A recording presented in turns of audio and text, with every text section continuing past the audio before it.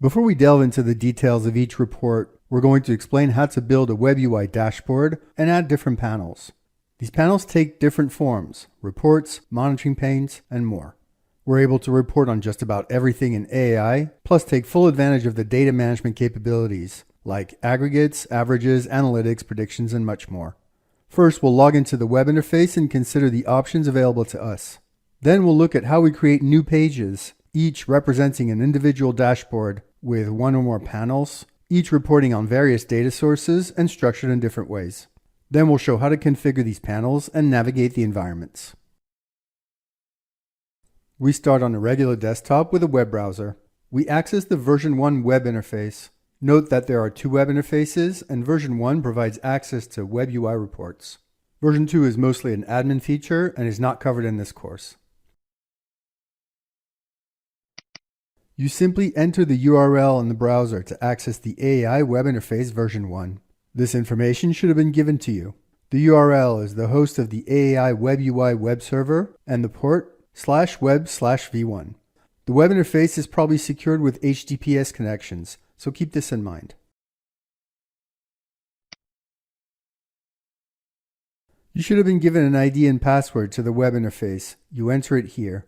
We're going to use the admin password, but yours will definitely be different.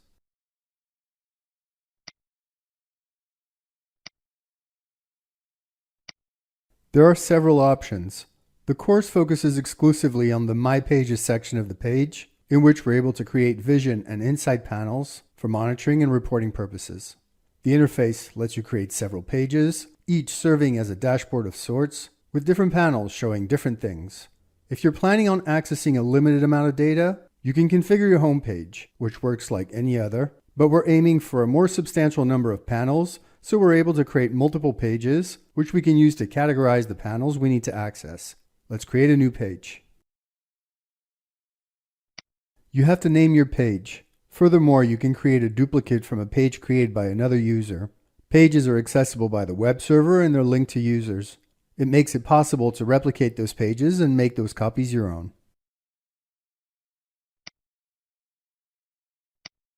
Each panel has a type, a data source, and different options. There are two types of panels. Vision has 5 types of panels to show real-time data for job and job stream status, forecast, system load, etc. Insight has 9 different panel types that take advantage of the analytics and data management capabilities of AI. Trends, graphs, batch reports, and so forth. We're not going to explore any of these in this video. We only want you to focus on navigation and configuration. The rest of this course will do a deep dive into each of these. For now, we're going to add a couple of panels to our page and show how to personalize your environments. We're not going to customize this panel, and so we keep the defaults and click OK.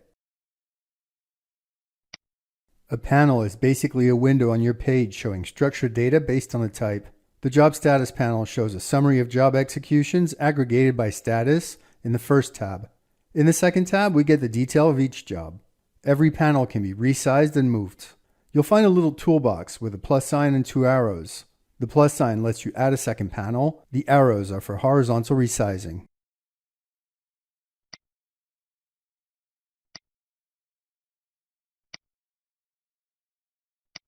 Every panel has a menu which opens up a new set of functions.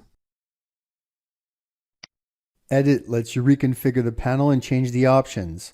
If, for example, you wanted to add a filter on your data. Copy lets you duplicate the panel. You can move and delete the panel. Taller lets you resize the panel vertically. You can also download the data and produce a link, which you can share with others so they're able to access this panel.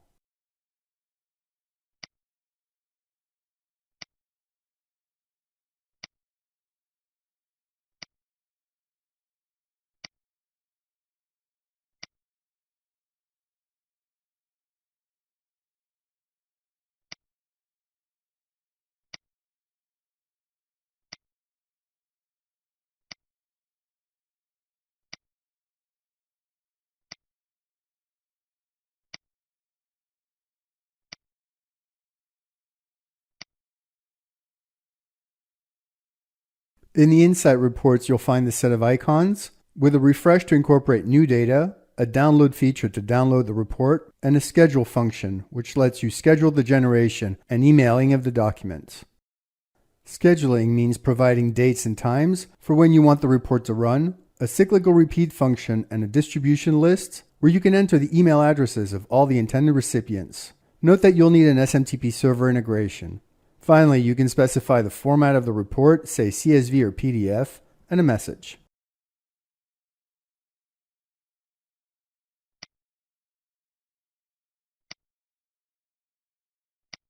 We've downloaded the report in PDF format. You can open it with a PDF reader, or in this case with the browser. We're back in the web interface. You can change certain characteristics of a panel with the menu. For example, let's change the name.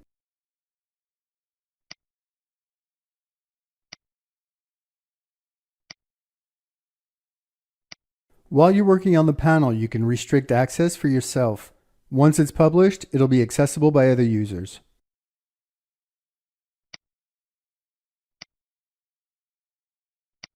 Let's create a new page and navigate from one page to the next.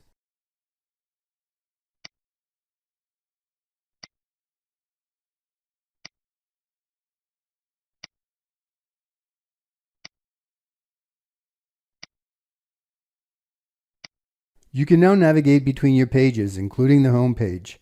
The page you're currently in is bolded in the list. Let's return to the page by editing it.